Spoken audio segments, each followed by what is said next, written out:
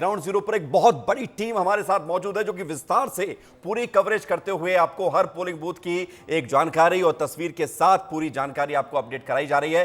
5 तस्वीर आपको दिखाते हैं। सबसे पहले गुजरात से, जब प्रधानमंत्री नरेंद्र मोदी यहां पर पहुंचे मतदान करने के लिए, तो हमने आपके लिए वो 5 तस्वीरें तैयार की हैं, ताकि अगर आपने अब तक नहीं देखी है उन तस्वीरों को, तो इन 5 तस्वीरों को देखकर आपको अंदाजा हो जाए कि कुछ देर पहले प्रधानमंत्री नरेंद्र मोदी ने गुजरात में जिस तरह से वोट डाला। ये 5 तस्वीर 5 कैमरों से आप देखिए। कैमरा 1 में आप देख सकते हैं कि पीएम मोदी जब वहां पर वोट करने के लिए पहुंचे हुए थे, पैदल चलते हुए ही पोलिंग बूथ तक पहुंचे। दूसरी तस्वीर में आप देखिए केंद्रीय गृह मंत्री अमित शाह ने उनका स्वागत किया, अभिवादन किया। तीसरी तस्वीर आप देखिए जहां पर वो लोगों को ऑटोग्राफ देते हुए, बच्ची को दुलार करते हुए, प्यार करते हुए, सिर पर हाथ फेरते हुए नजर आए। चौथी तस्वीर आप देखेंगे, जो तस्वीर आपको भी देखनी चाहिए जरूर, क्योंकि आप अगर आपके क्षेत्र में मतदान है तो आप भी ऐसे ही अपनी जिम्मेदारी निभाइए, मतदान कीजिए। और 5वीं तस्वीर ये महत्वपूर्ण है, ये स्याही लगी उंगली, ये प्रतीक है कि लोकतंत्र के इस महायज्ञ में आपने आहुति दी है। प्रधानमंत्री नरेंद्र मोदी अपनी जिम्मेदारी निभा चुके हैं, आपसे अपनी जिम्मेदारी निभाने की अपील कर चुके हैं। अब बारी आपकी है। इन 5 तस्वीरों में पीएम मोदी के वोट करने से लेकर अहमदाबाद में पहुंचने तक, रानीप के निशान स्कूल में मतदान करने से लेकर लोगों से मिलने तक की सारी तस्वीर आपके सामने है। इन 5 तस्वीरों में 5 अलग अलग कैमरे से आपके लिए हम ये खास तस्वीरें लेकर आए हैं, जहां पर आप समझ सकते हैं कि पीएम मोदी किस तरह से लोकतंत्र के इस महापर्व को लेकर सजग भी हैं। और सबसे बड़ी बात है कि प्रधानमंत्री रहते हुए भी वो लोगों के बीच जब पहुंचते हैं तो एक आम नागरिक की तरह मुलाकात करते हैं और अपने कर्तव्य का पालन भी आम नागरिक की तरह ही करते हैं। तो पीएम मोदी ने वोट कर दिया है, तस्वीरें आपके सामने लगातार दिखा रहे हैं, बच्चों को प्यार करते हुए, लोगों को ऑटोग्राफ देते हुए। और सबसे खास बात है कि इन तस्वीरों में एक मैसेज भी है मतदान करने की। और अहमदाबाद में पीएम मोदी ने वोट किया। मतदान के बाद पीएम मोदी ने अपील की है कि ज्यादा से ज्यादा मतदान करें, क्योंकि मतदान सामान्य दान नहीं है, ये एक महान दान है। सुनिए क्या कुछ कहा था प्रधानमंत्री मोदी ने। तीसरे चरण का मतदान है। मैं देशवासियों को विशेष रूप से आग्रह करूंगा कि लोकतंत्र में मतदान ये सामान्य दान नहीं है। हमारे देश में दान का एक महात्म्य है और उसी भाव से देशवासी ज्यादा से ज्यादा मतदान करें। तो ज्यादा से ज्यादा मतदान करें, प्रधानमंत्री मोदी ने अपील की है। बात छत्तीसगढ़ और मध्य प्रदेश की भी करेंगे, क्योंकि यहां पर भी मतदान हो रहा है। कुल मिलाकर 16 सीटों पर छत्तीसगढ़ में तीसरे चरण को लेकर मतदान शुरू हो चुका है। जांजगीर चांपा लोकसभा क्षेत्र की तस्वीर हम आपको दिखा रहे हैं। बीजेपी प्रत्याशी कमलेश जांगड़े ने घर में पूजा कर गृह ग्राम मसनिया कला के क्षेत्र में मतदान किया है। बीजेपी प्रत्याशी कमलेश जांगड़े से खास बातचीत की है विस्तार न्यूज संवाददाता परदेशी खुंटे ने। सुनिए। हम मौजूद हैं शक्ति जिले के मसनिया कला में, जहां पे जांजगीर लोकसभा क्षेत्र के भाजपा प्रत्याशी कमलेश जांगड़े जी यहां मतदान करके निकली हैं। उनसे बात करेंगे। वोट डाल दिए? जी वोट डाल चुकी मैं। किस तरह से तैयारी करके आई थी आज पूजा वगैरह? मैं अपने घर में गुरु घासीदास बाबा जी का पूजा की, तुलसी की सभी बड़ों का आशीर्वाद ली, शिव जी का पूजा की, सबका बड़े लोगों का आशीर्वाद, मेरे गांव के, मैं अपने घर परिवार के साथ में आई हूं वोट डालने, और मेरे गांव के सभी जनता जनार्दन मेरे साथ में, आप देख सकते हैं, सबके साथ में मैं वोट डालने आई हूँ अपने गृह ग्राम मसनिया कला में। जो लोग घर में बैठे हैं वो सोच रहे हैं कि मेरे एक वोट नहीं डालने से क्या फर्क पड़ेगा, उनके लिए क्या संदेश देना चाहिए? नहीं, ये आज का राष्ट्रीय पर्व है और हम सबको मतदान करना चाहिए। ऐसा नहीं होना चाहिए कि हम सब करेंगे मतदान, ऐसी कोई बात नहीं है, सब लोग आएंगे मतदान करने। तो ये भाजपा प्रत्याशी कमलेश जांगड़े जी जो सबसे पहले यहाँ मसनिया कला के मतदान केंद्र में वोट डालने आए हैं, और यहाँ सुबह से ही जब से मतदान चालू नहीं होता तब से ही यहाँ पे लंबी लंबी कतारें लग चुकी है। शक्ति से परदेशी खुंटे विस्तार में। और भोपाल आपको लिए चलते, जहां पर हमारे सहयोगी ने मुख्य चुनाव पदाधिकारी अनुपम राजन से बातचीत की है। जब वो वोट करके बाहर निकले, क्या कुछ उन्होंने कहा है, सुनिए। इस वक्त है मतदान करके आए हैं। सर, मतदान कर लिया आपने, अब जनता से क्या अपील है आपकी? जनता से अपील ये है कि मतदान केंद्र पे जाएं और वोट करें। एक जो सबसे बड़ी बात है 9 फेज में इलेक्शन होने वाले हैं। सुबह का वोटिंग परसेंटेज 9 बजे के बाद आना शुरू हो जाएगा, लेकिन इस बार आप लोगों ने काफ़ी मेहनत की है, खासतौर पे इन 9 लोकसभा सीटों पर।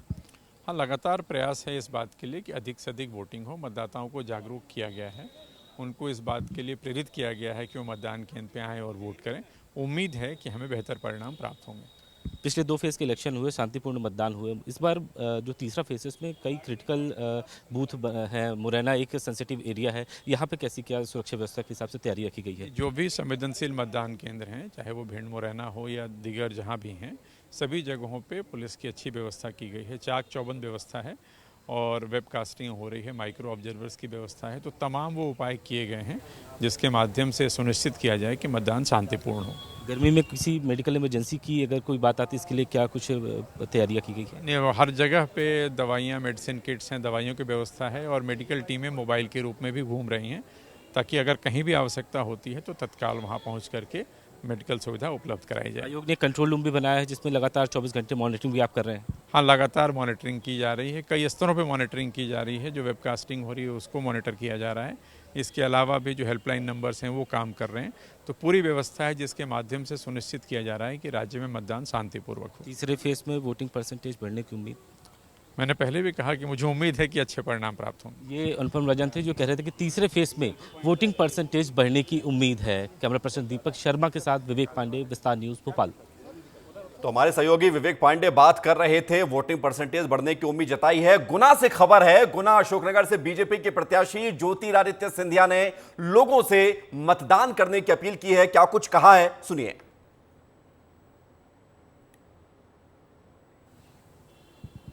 एक मार्ग प्रशस्त किया है पिछले 10 वर्षों में देश का, उस मार्ग को आगे बढ़ाने का कार्य करें। और मुझे पूर्ण विश्वास है कि जन जन मोदी जी के साथ देश का परचम विश्व पटल पर लहराने के लिए पूर्ण रूप से सहयोग करेगा। प्रधानमंत्री नरेंद्र मोदी जी ने जो एक मार्ग प्रशस्त किया है पिछले 10 वर्षों में देश का, उस मार्ग को आगे बढ़ाने का कार्य करें। और मुझे पूर्ण विश्वास है कि जन जन मोदी जी के साथ देश का परचम विश्व पटल पर लहराने के लिए पूर्ण रूप से सहयोग करेगा। अपील की है। और सीधे लिए चलते आपको बुधनी, जहां पर हमारे सहयोगी श्याम सिंह तोमर से बात कर रहे हैं पूर्व मुख्यमंत्री शिवराज सिंह चौहान के बेटे कार्तिकेय चौहान। कि आखिर उन्होंने किस तरह से पूरे परिवार के साथ लेगवर्क किया, लोगों के साथ मेहनत की। वो ये कह रहे हैं कि जनता हमारे साथ में है और अब दिल्ली दूर नहीं। श्याम सिंह तोमर, कैमरा पर्सन वीरेंद्र के साथ, ग्राम जैत से बुधनी। तो दिल्ली दूर नहीं है, ये कहना है कार्तिकेय चौहान का। मेहनत काफी की है, चुनाव प्रचार हुआ है, शिवराज सिंह चौहान मैदान में हैं। और अब आपको सीधे लिए चलते अपने सहयोगी पोलिंग बूथ पर मौजूद जो हमारे हैं विवेक पांडे, भोपाल से इस वक्त हमारे साथ जुड़े हुए हैं। विवेक बताइए, तकरीबन 1.5 घंटे का समय हो चुका है मतदान शुरू हुए, गर्मी भी लगातार बढ़ रही है। जैसे जैसे समय आगे बढ़ेगा, क्या वहां से तस्वीर है, लोग क्या कुछ कह रहे हैं, क्या लोगों की भीड़ वहां पर बढ़ रही है, क्या तैयारी है? देखिए, मैं इस वक्त जो जिस पोलिंग बूथ पे हूँ वो काफ़ी ज़्यादा हाई प्रोफाइल तो नहीं है, लेकिन ब्यूरोक्रेसी के हिसाब से सबसे ज़्यादा महत्वपूर्ण है। 4 इमली का ये पिंक बूथ है, यहाँ पे पूरी तैयारी की गई है। यहाँ पे पिंक बूथ की खासियत ये है कि यहाँ पे तमाम जो पोलिंग जो कराने के लिए मतदान कर्मी हैं वो पूरी तरीके से महिला कर्मचारियों को ही लगाया गया। आप देखेंगे कि महिलाएँ पुलिस में भी महिलाओं की ड्यूटी लगी है। तमाम P1 से लेके P4 रैंक के जो अधिकारी होते हैं मतदान पोलिंग बूथ में, वो सभी यहाँ पर है। और खास बात यह है कि यहाँ पे अभी अनुपम राजन, मुख्य निर्वाचन पदाधिकारी, यहाँ पे वोट करने के लिए आए थे अपनी पत्नी के साथ, और तमाम सारे ब्यूरोक्रेट यहीं वोट करते हैं। और उन्होंने कहा है कि इस बार भोपाल सहित जो 3rd फेज के इलेक्शन बिल्कुल विवेक, उन्होंने कहा है कि मतदान बढ़ेगा, उम्मीद जताई है। और सीधे एक बार फिर से आपको बुधनी लिए चलते हैं, वहां से क्या तस्वीर है, क्या खबर है, देखते हैं। जनता की सेवा में जुटे कार्यकर्ता साथी, कई NGO ग्रुप्स हैं जिन्होंने साथ आकर इस बार ये डिसाइड किया कि हम मामा को ऐतिहासिक मतों से जिताएंगे। मैं सबके प्रति आभार प्रकट करता हूं और सबसे अपील करता हूं, सभी विदिशा संसदीय क्षेत्र के मतदाताओं से, कि आप आज मतदान अवश्य करें, अपने लोकतांत्रिक अधिकार का उपयोग करें। लाडली बहनें और लाडली बेटियां भी आज हमको सुबह से ही दिखाई दी, 6 बजे से जो है वो पलक पावड़े बिछाकर आपके घर पर थी। निश्चित रूप से ये बेटियों का, बहनों का स्नेह है और ये स्नेह लगातार माननीय पूर्व मुख्यमंत्री जी को भी संबल देता रहा है और यही स्नेह है जो एक ऐतिहासिक रिकॉर्ड विदिशा की धरती पर बनाएगा। सर दिल्ली अब दूर नहीं दिल्ली अब दूर नहीं, लेकिन मध्य प्रदेश से भी हमारे पूर्व मुख्यमंत्री जी दूर नहीं रहेंगे। मध्य प्रदेश उनका घर है, मध्य प्रदेश उनका मंदिर है और यहाँ वो पुजारी हैं, ऐसा वो हमेशा से कहते आए हैं। विरासत तो आप भी संभाल रहे हैं, पूरे ज़मीनी हमने आपका लेगवर्क देखा है। मैं कोई विरासत नहीं संभाल रहा हूँ, विरासत में मुझे कुछ मिला है तो वो कुछ संस्कार मिले हैं और उन्हीं संस्कारों को लेकर लोगों के लिए सामाजिक कार्य करता रहता हूँ मैं। तो ये थे तो कार्तिकेय सिंह चौहान को आप सुन रहे थे, हमारे सहयोगी से बातचीत कर रहे थे और सीधे आपको ले चलते दुर्ग। अनमोल तिवारी तस्वीर आपको दिखाएंगे जहां पर पूजा पाठ हो रही है। अनमोल बताइए, आप कहां पर मौजूद हैं और वहां से क्या तस्वीर है?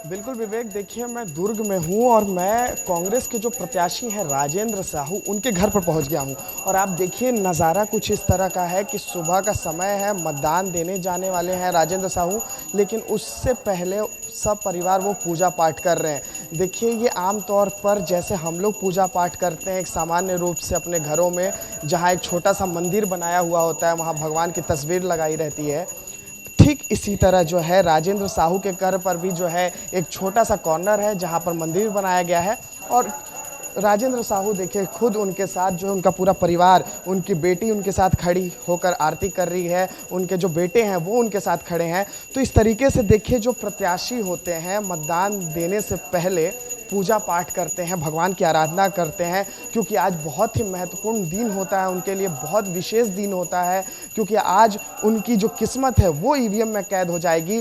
तो प्रत्याशी की आखिर दिनचर्या क्या होती है? जो प्रत्याशी होते हैं जनता के बीच जाते हैं, जनता से आशीर्वाद मांगते हैं। तो ये तस्वीर भी देखना ज़रूरी है विवेक, क्योंकि ये तस्वीर भी देखना ज़रूरी इसलिए है क्योंकि एक प्रत्याशी जो होता है वो भी देखिए ठीक हमारे और आपके तरह जो है भगवान की आराधना करता है और उसके बाद जो है मतदान केंद्र पर जाता है, निरीक्षण करेंगे वो। राजेंद्र साहू देखिए आप देख पा रहे होंगे यहाँ पर खड़े हैं। खैर इधर थोड़ी आरती हो रही है तो मैं चाहूंगा कि थोड़ा सा आप जूम करके दिखाइए राजेंद्र की कैसे राजेंद्र साहू जो कांग्रेस के प्रत्याशी हैं। भगवान को याद करने की जरूरत भी है और भगवान को जो याद करता है भगवान देखता भी है। पूजा पाठ यहाँ पर हो रही है, राजेंद्र साहू अपने पूरे परिवार के साथ पूजा पाठ कर रहे हैं, भगवान की आरती उतारी जा रही है। लेकिन अनमोल सबसे खास बात है कि मुकाबला बड़ा कठिन है, टफ है सभी सीटों पर हम देखते हैं, क्योंकि हर प्रत्याशी अपनी जीत का दावा करता है और आज तो जनता परीक्षा लिखेगी, परिणाम 4 जून को आएंगे।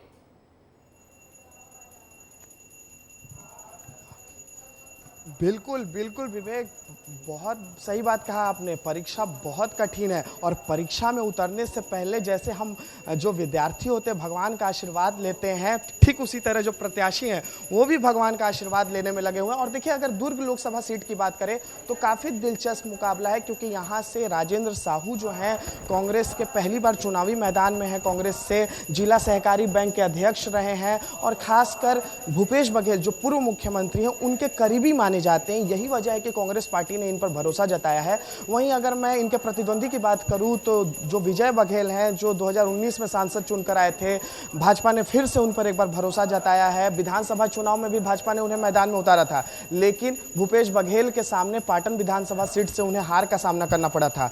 लेकिन भाजपा को उम्मीद है कि दुर्ग लोकसभा क्षेत्र जहां पर कुर्मी और साहू की आबादी ज्यादा है, देखिए मैं रिपीट कर रहा हूं विवेक, ये दुर्ग लोकसभा क्षेत्र जो है जातीय समीकरण पर ज्यादा यहां पर तवज्जो दिया जाता है, क्योंकि साहू वोटर यहां लगभग 30 से 35% हैं। यही वजह है कि कांग्रेस ने साहू समाज से आने वाले राजेंद्र साहू पर दाव लगाया। वहीं कुर्मी समाज से आने वाले जो विजय बघेल हैं उस पर भाजपा ने दाव लगाया। तो देखने वाली बात होगी कि जो जातीय अनमोल ये सब देखा गया है, जातीय समीकरण बड़ी होती है।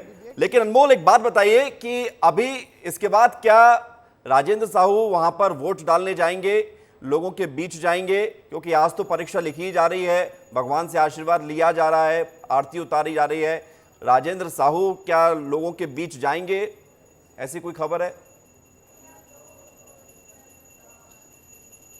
बिल्कुल विवेक, पूजा पाठ खत्म होने के बाद हम राजेंद्र साहू से बातचीत भी करेंगे और वो उनका गाड़ी जो है वो लग चुका है बाहर में। वो अब जो है अपने मतदान केंद्र के लिए रवाना होंगे, जहां पर वो अपने सब परिवार के साथ मतदान करने जाएंगे और फिर उसके बाद जो है अलग अलग मतदान केंद्र जो दूर लोकसभा क्षेत्र में, वहां पर वो निरीक्षण करने भी जाएंगे कि किस तरीके से मतदाताओं में उत्साह है। तो इस तरह से तैयारी पूरी हो चुकी है। ठीक है, तैयारियों के बाद उन तस्वीरों को भी देखेंगे, लौटेंगे आपके पास। अनमोल, दुर्ग ही पर रहते हैं क्योंकि दुर्ग में हमारे दूसरे संवाददाता, हमारे दूसरे सहयोगी, क्योंकि हम बता रहे हैं बार बार, विस्तार न्यूज की एक बड़ी टीम ग्राउंड पर मौजूद है। दिलीप शर्मा ने भारतीय जनता पार्टी के प्रत्याशी विजय बघेल से बातचीत की है, सुनते हैं। सबसे बड़ा पर्व, आप प्रत्याशी है दुर्ग लोकसभा से, एक बार फिर क्या बोलना चाहिए? देखिए, जनता जनार्दन का आशीर्वाद है और पूरी उम्मीद है इस बार फिर से भारतीय जनता पार्टी की सरकार बनेगी और यहाँ भी भारतीय जनता पार्टी की जीत होगी। किस मुद्दे को लेकर आपने गए थे जनता के? अब मुद्दा तो ख़त्म हो गया, जितना बोलना था हो गया।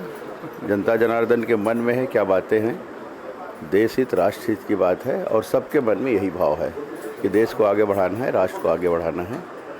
जब देश आगे बढ़ेगा, राष्ट्र आगे बढ़ेगा तो हम सब आगे बढ़ेंगे, सबका उद्धार होगा, ये भाव लोगों के मन में है। 2 चरणों में वोट परसेंट काफ़ी कम रहा है, इसको लेकर क्या? नहीं होना चाहिए, दुखद स्थिति है। सबको अपने मतों का अधिकार है और उस अधिकार का सदुपयोग करना चाहिए। लोकतंत्र में इतना बड़ा जो अधिकार मिला है इस देश के तकदीर और तस्वीर को बदलने के लिए, उसमें अपनी सहभागिता निभानी चाहिए। चाहे ठंड हो, बरसात हो, आंधी आए, तूफान आए, सबको अपने मतों का अधिकार करना चाहिए। ये दुर्भाग्यजनक है कि कम परसेंटेज हुआ है। आगे जो चरण बचे हैं उसमें ज़्यादा से ज़्यादा मतदान हो, ये अपील, ये निवेदन, ये प्रार्थना मैं जनता जनार्दन से करता हूँ। क्या दिनचर्या रहेगा आज आपका? आज मतदान है, मतदान केंद्रों में घूमेंगे, जहाँ भी अब जाना होगा। ऐसा कोई प्लानिंग नहीं है मतदान केंद्र में, मैं दुर्ग बेमेतरा जिला तक ही जाऊँगा। ये थे विजय बघेल जो कि दुर्ग लोकसभा से, दोनों प्रत्याशी जो आमने सामने हैं दुर्ग में, विजय बघेल और राजेंद्र साहू। इस वक्त मध्य प्रदेश से एक बड़ी खबर आ रही है, ग्वालियर चंबल अंचल से बड़ी खबर है। मुरैना से जानकारी ये मिल रही है कि कांग्रेस प्रत्याशी सत्यपाल सिंह सिकरवार को नजरबंद कर दिया गया है। इस वक्त की मुरैना से बड़ी खबर, चंबल में कांग्रेस के प्रत्याशी सत्यपाल सिंह सिकरवार को नजरबंद कर दिया गया है। बहुजन समाज पार्टी की प्रत्याशी रमेश गर्ग को भी नजरबंद किया गया है। पुलिस लाइन में नजरबंद किया है। सत्यपाल सिकरवार कांग्रेस के उम्मीदवार हैं, रमेश गर्ग बीएसपी से उम्मीदवार हैं। विवाद की स्थिति को देखते हुए यह फैसला प्रशासन ने लिया है। मुरैना एसपी ने बीजेपी प्रत्याशी शिव मंगल सिंह तोमर को भी बुलाया है और शिव मंगल सिंह तोमर को भी नजरबंद किया जा सकता है। हर चुनाव में विवाद की स्थिति और हर चुनाव में इस तरह की हम तस्वीरें देखते रहे हैं मुरैना में, जहां पर कई मर्तबा पोलिंग बूथ पर ऐसी उपद्रव की स्थिति बन जाती है कि वहां पर गोली तक चल जाती है। ऐसे में ऐसी जो तस्वीरें हैं वो यहां इस बार चुनाव में ना देखने को मिले। प्रत्याशियों को नजरबंद किया गया है और हर चुनाव में हम देखते हैं कि नजरबंद किया ही जाता। मनोज उपाध्याय हमारे साथ जुड़ गए हैं जरा जानकारी के साथ। मनोज, बताइए, नजरबंद करने का क्या कारण बताया जा रहा है और क्या बीजेपी के उम्मीदवार को भी नजरबंद किया जाएगा?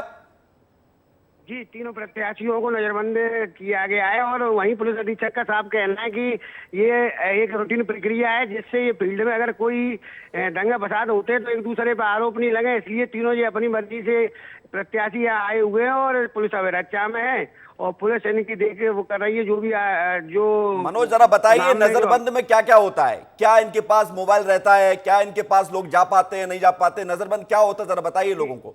जी बिल्कुल, मैं बताऊं, नजरबंद में वैसे तो ये मोबाइल और जाना लोगों का बिल्कुल प्रतिबंध है, लेकिन यहाँ कांग्रेस के सत्यपाल सिंह सिकरवार ने कहा है अगर मेरा मोबाइल मुझसे ले लिया गया या मेरे प्रत्याशी या एजेंटों के साथ कोई भी हरकत की गई तो मैं यहाँ नहीं बैठूंगा और किसी भी कीमत पर भी नहीं बैठूंगा और मैं कांग्रेस से दो हाथ, वो प्रशासन से दो हाथ करने के लिए भी तैयार हूं। ठीक है मनोज, ये चंबल के तेवर हैं जो हमें हर चुनाव में देखने को मिलते हैं। लौटेंगे आपके पास जब और ज्यादा जानकारी सामने आएगी। फिलहाल बहुत शुक्रिया आपका हमारे साथ जुड़ने के लिए।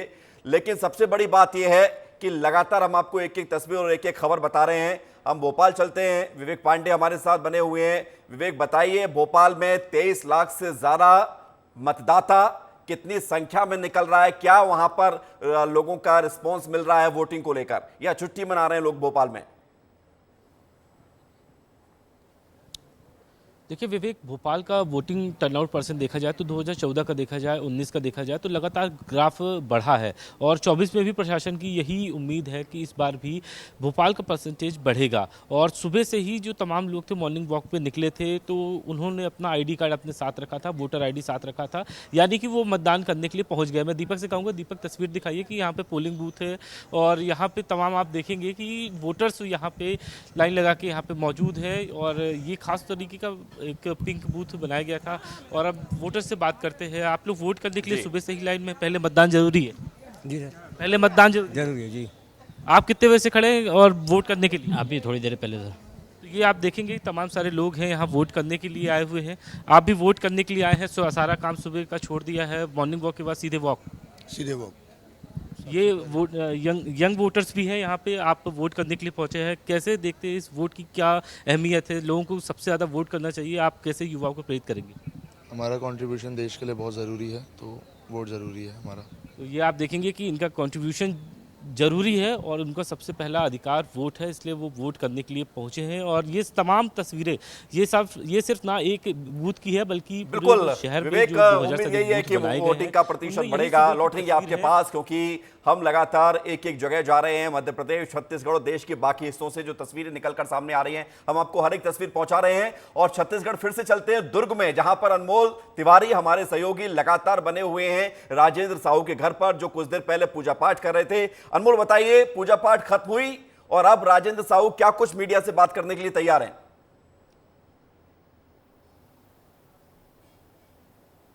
जी देखिए, मैं राजेंद्र साहू जी के घर पे ही हूँ और अभी पूजा पाठ खत्म हो गई है। अब देखिए, वो जो हवन का जो प्रक्रिया होता है पूजा पाठ के बाद, वो उसमें लगे हुए हैं, पूरे घर में जो है परिक्रमा कर रहे हैं वो। तो इस तरीके से देखिए पूरी जो आस्था है वो यहाँ पर दिख रही है कांग्रेस प्रत्याशी की, क्योंकि अभी कुछ ही देर में वो मतदान करने जाएंगे, लेकिन उससे पहले जो है पूरा परिवार एक हो रहा है। अभी मेरी बातचीत भी हो रही थी उनसे परिवार की, अभी मैं बातचीत करने की कोशिश भी करूँगा, क्योंकि देखिए घर का माहौल है, जैसे घर में लोग रहते वैसे ही है। सुबह का समय है तो नाश्ता भी बन रहा है किचन में। तो इस तरीके से देखिए एक सामान्य दिनचर्या की तरह ही जो है इनके घर पे भी सारी चीजें हो रही है। बस उत्साह इस बात का है कि आज मतदान है और सब परिवार जो है राजेंद्र साहू मतदान करने जाएंगे। आप देखिए किस तरीके से जो है घर का माहौल है, पूजा अनमोल बात हो सकती है क्या उनसे? अगर बात हो सकती है तो बात करें प्लीज, क्योंकि बड़ी बात यह है कि आज उनकी परीक्षा का तो दिन है ही, साथ ही साथ हम ये दुर्ग में ये भी देख पा रहे हैं कि मुकाबला कड़ा है और साहू वोटर्स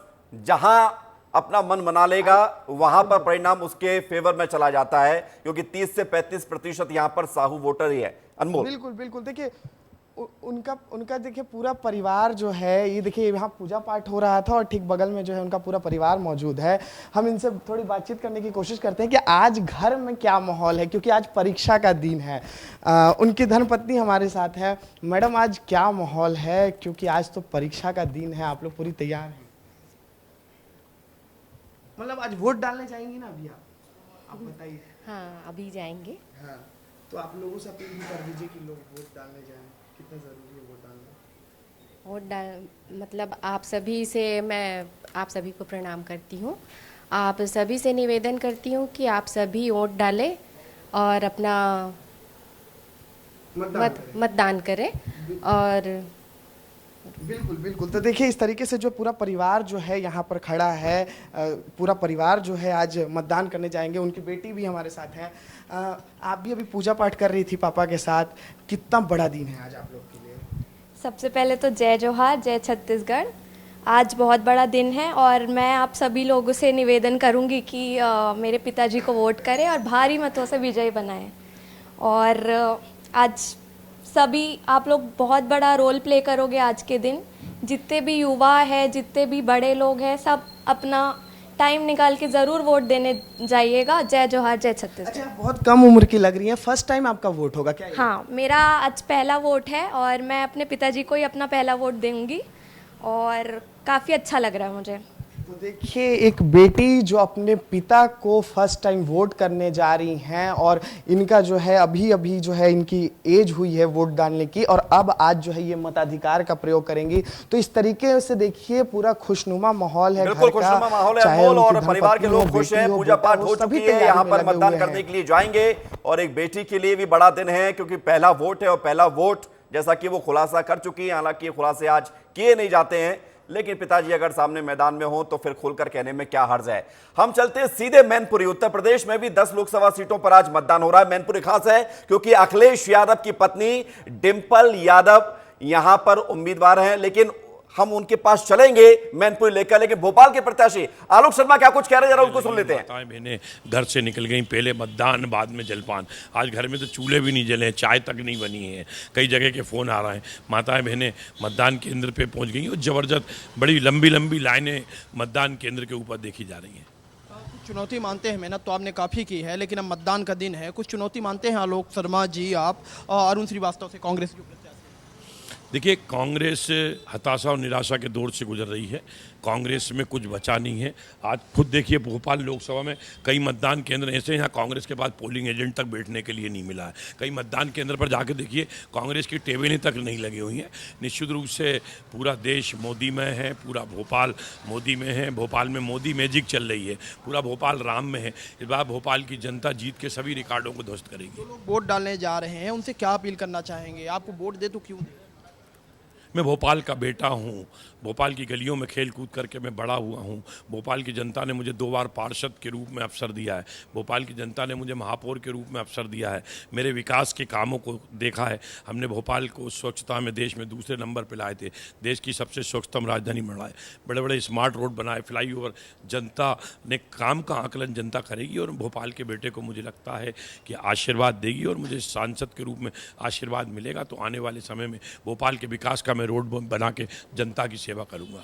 हमारे साथ बीजेपी प्रत्याशी आलोक शर्मा जी थे, जिन्होंने कहा कि काम का आकलन जनता करेगी और भोपाल की जनता का आशीर्वाद मिलेगा तो हम सांसद बनकर लोकसभा में पहुंचेंगे। ठीक है सूरज, यानी कि जनता के सहारे छोड़ दिया है और आज जनता के सहारे ही है और जनता के आसरे हैं। और अब हम सीधे रुख करते एक बार फिर से मैनपुरी की तरफ। ये वो सीट है जो समाजवादी पार्टी का गढ़ मानी जाती है। मुलायम सिंह यादव की जो विरासत है, उस विरासत को उनकी बहू डिंपल यादव ने 2022 में संभाला था। उपचुनाव में जीत कर भी आई थी। अमृत तिवारी यहां से हमारे साथ जुड़ गए हैं, विस्तार न्यूज के संवाददाता। अमृत, बताइए वहां से क्या तस्वीर दिख रही है, क्योंकि मुझे याद आता 2022 का यही चुनाव था जब यादव परिवार को वापस एक होने का मौका मिला था और शिवपाल यादव वापस अखिलेश यादव के साथ जुड़े थे। जी बिल्कुल, उत्तर प्रदेश की जो 10 लोकसभा सीटें हैं उनमें से हाई प्रोफाइल सीट है मैनपुरी। यहाँ से डिंपल यादव चुनाव लड़ रही हैं। विरासत है मुलायम सिंह यादव की यह सीट और यहाँ से उनकी बहू डिंपल यादव चुनाव लड़ रही हैं। उनके खिलाफ जो है जयवीर सिंह है भाजपा से, जो कि मैनपुरी सदर से वो विधायक रहे हैं भाजपा के टिकट पे 2022 के चुनाव में। और उसके बाद से अगर देखेंगे तो एक तरह से गुलशन कुमार शाक्य जो है वो बसपा से चुनाव लड़ रहे हैं। लेकिन जो कहा जाए, अगर यहाँ पे जो हमने महसूस किया है, जो लड़ाई है अगर देखा जाए आमने सामने की, वो जयवीर सिंह और डिंपल यादव के बीच में है। चूंकि यहाँ पे जिस तरह का आधार जनाधार रहा है यादव परिवार का, मुलायम सिंह यादव के परिवार का, उसके मद्देनजर अपर हैंड डिंपल यादव के पास काफ़ी हद तक है। हम जहाँ पे खड़े हैं ये वो बूथ है जहाँ पे डिंपल यादव और अखिलेश यादव अब से थोड़ी देर बाद ही यहाँ पे वोट डालने के लिए आएंगे। इससे पहले मुलायम सिंह यादव की फैमिली से उनके भाई राम गोपाल यादव और उनकी फैमिली के लोग यहाँ पे वोट डाल चुके हैं। अक्षय यादव अपनी पत्नी के साथ वोट डाल चुके हैं। आपको बता दें कि अक्षय यादव यहाँ की बगल की फिरोजाबाद सीट से, लोकसभा सीट से चुनाव लड़ रहे हैं और वहीं पे बदायूं सीट से शिवपाल यादव के बेटे आदित्य भी चुनाव लड़ रहे हैं। तो इस तीसरे फेज के चुनाव में जो है मतदान में यादव फैमिली से 3 लोग जो हैं, अहम जो लोग हैं, वो चुनाव लड़ रहे हैं और डिंपल यादव मैनपुरी से लड़ रहे हैं। हम सैफई गाँव में खड़े हैं। सैफई गाँव के इस बूथ पे अब जो है थोड़ी देर में डिंपल यादव और अखिलेश यादव पहुँचने वाले। हमें सूचना मिली है कि थोड़ी देर में वो लोग यहाँ पहुँचेंगे। देख सकते हैं कि यहाँ पे पुलिस बल तैनात है और लगातार यहाँ पे जो है हाई प्रोफाइल सीट होने के नाते और उसमें ये हाई प्रोफाइल बूथ होने के नाते सरगर्मियां बढ़ चुकी है। देश भर की मीडिया यहाँ पे है, पुलिस प्रशासन। ये जो गांव है वो सैफई है, मुलायम सिंह यादव का गांव। जी, हम सैफई में मौजूद हैं। मुलायम सिंह के गांव की, यादव के गांव जो है सैफई, वहां मौजूद है और उसी के गांव के जो बूथ है यहाँ पे अभिनव विद्यालय, यहीं पे वोट डाल रहा है यादव परिवार। और अभी जो है हमें जो खबर मिली है कि अखिलेश यादव और उनकी पत्नी डिंपल यादव जो कि प्रत्याशी हैं यहाँ से मैनपुरी लोकसभा सीट की, वो यहाँ पे अभी थोड़ी देर में वोट डालेंगे। इसके पहले राम गोपाल यादव वो अपना वोट डाल चुके हैं, अक्षय यादव उनकी पत्नी वोट डाल चुकी हैं। तो यादव परिवार लगातार यहाँ पहुँच रहा है, वोट डाल रहा है। थोड़ी देर में अखिलेश यादव भी डिम्पल यादव के साथ पहुंचेंगे। शिवपाल यादव के बारे में बताया जा रहा है कि वो दोपहर 1 बजे के बाद जो है यहाँ पे वोट डालने के लिए पहुंचेंगे। तो अभी जो यहाँ पे सरगर्मी है, चूंकि हाई प्रोफाइल सीट है, लेकिन और हाई सबसे प्रोफाइल खास बात यह है बूथ है कि तो यहाँ पे पूरी तरह से में आप जहां सुरक्षा खड़े हैं, मुलायम सिंह यादव का पूरा परिवार यहीं से निकलकर पूरे उत्तर प्रदेश में अलग अलग जगहों पर गए हैं और पूरी राजनीति समाजवादी पार्टी का यही वो केंद्र रहा है जहां से राजनीति चलती रही है। मुलायम सिंह यादव तो अब है नहीं है, उनका देहांत हो गया था, लेकिन क्या इस बार चुनौती है उस विरासत को संभालने की? क्योंकि 1996 से लेकर अब तक लगातार समाजवादी पार्टी यहां पर जीती है। जनता के लिए मुद्दे हैं या फिर परिवार ही, या फिर यादव नाम, या फिर मुलायम सिंह यादव का परिवार ही महत्वपूर्ण है? देखिए, मुलायम सिंह परिवार के लिए सैफई एक बहुत बड़ा सत्य है, उसको खारिज भी नहीं किया जा सकता। उसी तरह से मैनपुरी भी है। मुलायम सिंह यादव के साथ जो कनेक्ट रहा है मैनपुरी का, वो एक इमोशनल रहा है। उन्होंने तमाम अपने संघर्ष, चाहे वो जब वो पैदल चले, साइकिल से चले, कार्यकर्ताओं को जुटाया, एकजुट बनाया, संगठन खड़ा किया, वो मैनपुरी ही धरती थी जहाँ से उन्होंने अपने पूरे एक तरह से कहा जाए राजनीतिक साम्राज्य को खड़ा किया, खुद के कद और कद्दावर को उतना मजबूत बनाया। अब उनके जो परिवार के सदस्य हैं वो यहाँ से उपचुनाव लड़ रहे हैं। उपचुनाव चूंकि डिम्पल यादव लड़ी थी और वो उसमें विजयी भी हुई थी। अब जब ठीक है, हम लौट रहे हैं आपके पास।